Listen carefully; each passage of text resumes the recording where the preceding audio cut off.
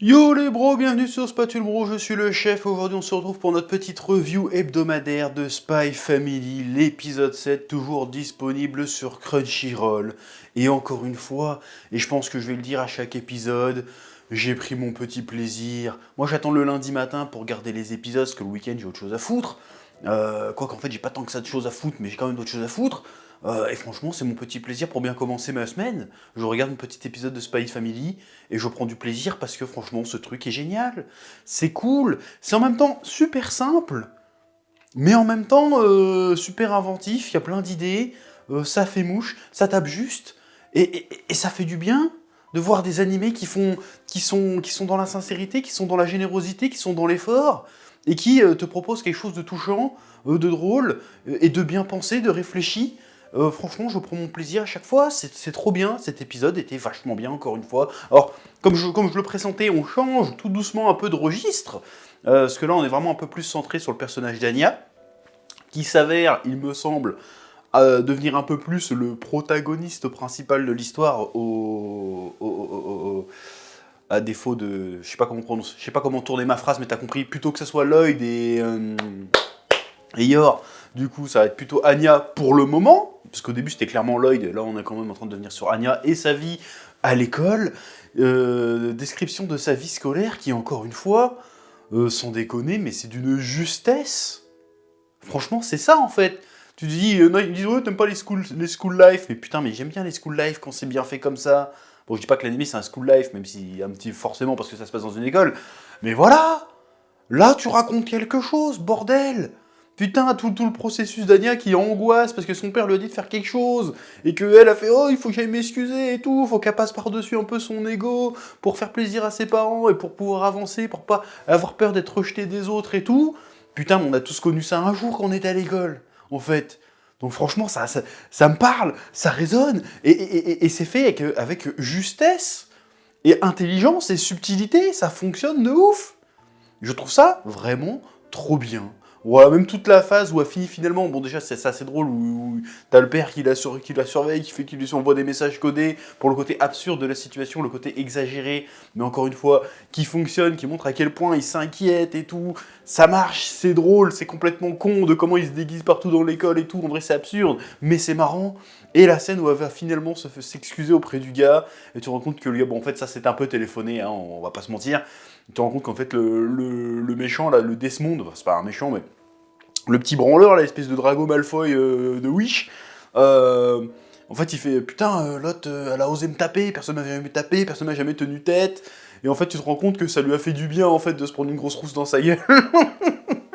Et du coup il est amoureux d'Anya, et il fait oh non, on veut pas être amoureux d'une roturière, d'une pauvre et tout. Et je trouve ça cool, parce que c'est... Pareil, encore une fois, tu te dis, ouais, les bullies, en fait, enfin, les harceleurs, les casse-couilles à l'école, non, mais faut les comprendre et tout. Et ben non, elle a pas discuté 30 ans, elle lui a mis une patate, le gars, ça lui a remis les idées en place, et du coup, et ben il va changer plus ou moins le comportement, j'imagine. Et voilà. Donc, je trouve ça vraiment fait avec... c'est cool, quoi, c'est mignon, c'est adorable, tout ce que tu veux, mais en même temps, ça raconte vraiment quelque chose avec justesse, encore une fois. La scène est trop marrante. Après, tu te rends compte dans ses souvenirs quand il voit Anya, il la voit trop mignonne avec ses grands yeux et tout. C'est marrant de ouf, c'est touchant, c'est mignon, ça fonctionne. Et il y a la seconde partie de l'épisode où c'est vraiment Lloyd qui comprend pas ce qui s'est passé et puis qui essaye de trouver un moyen de bien éduquer sa fille. Et là, tu te rends compte qu'ils ont un peu des problèmes à comment dire, à se projeter dans l'éducation d'une enfant. D'un côté, t'as Anya qui est évidemment sous pression parce qu'elle essaye de pas décevoir son père, et en même temps, il y a le père qui arrive pas trop à savoir comment aborder son enfant pour qu'elle puisse pour qu'elle puisse s'améliorer. Et c'est ça qui est marrant parce que dans les familles, des fois, il y a des dysfonctions des malfonctions plutôt. Non, attends, des trucs qui fonctionnent pas forcément, mais c'est pas parce que les gens s'aiment pas, s'apprécient pas ou ne s'entendent pas, c'est tout simplement parce qu'ils ont peur ils arrivent pas à se comprendre en fait. Et ça, c'est super intéressant, putain. Et au lieu de faire tout un mélodrame avec ça, et ben il se pose et il parle avec son épouse et ensemble ils trouvent une solution. Et franchement, bah, c'est réaliste. Alors le contexte est un peu absurde, un peu exotique, on va dire. Mais ce qui se passe, ok, c'est l'autre c'est une tueuse à gages, lui c'est un espion et l'autre c'est une télépathe, mais ce qui se passe, ceux qui vivent, et ben à un moment donné, tout le monde l'a vécu en fait. C'est ça qui est ouf. C'est que ça arrive à la fois à te faire voyager en te racontant des trucs complètement délirants, mais en même temps, c'est super juste quand il faut parler des vrais problèmes, et quand tu t'en viens en propos, c'est super intéressant, et c'est traité, encore une fois, je vais dire ça tout le long de la vidéo, mais c'est traité avec justesse. Ça m'a fait réfléchir.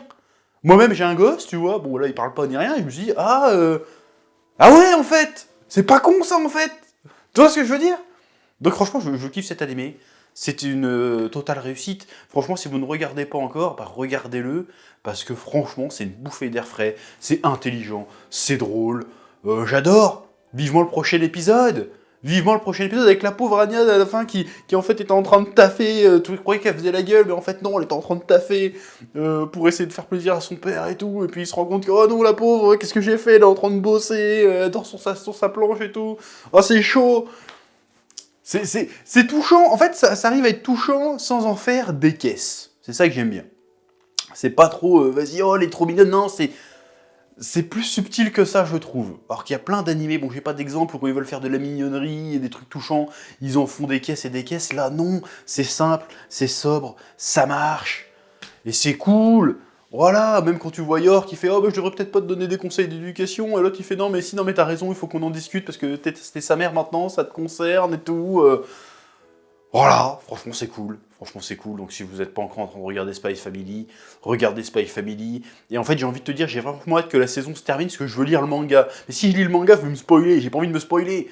Donc franchement c'est trop bien, et je suis très content qu'un truc comme ça, dans ce registre-là, se mettent à cartonner, parce que depuis que l'anime est sorti, le manga cartonne au Japon, et est numéro 1 des ventes, je crois, depuis quelques semaines, et franchement, ça fait plaisir, enfin de la nouveauté, enfin de la fraîcheur, tout en plus, c'est ça que je trouve bien avec cet anime, c'est qu'il parle vraiment à toute la famille, j'ai envie de te dire, tu peux le regarder en étant adulte, tu peux le regarder en étant enfant, et t'apprendras quelque chose, et c'est cool.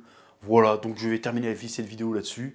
Regardez Spy Family, bordel de merde. Regardez-le, c'est pour moi, c'est l'animé de la saison. C'est trop bien, c'est super intéressant. Regardez-le, c'est tout ce que j'ai à dire. Comme d'habitude, petit pouce bleu, commentaire, abonnement, et je te dis à la semaine prochaine pour le prochain épisode. Oui.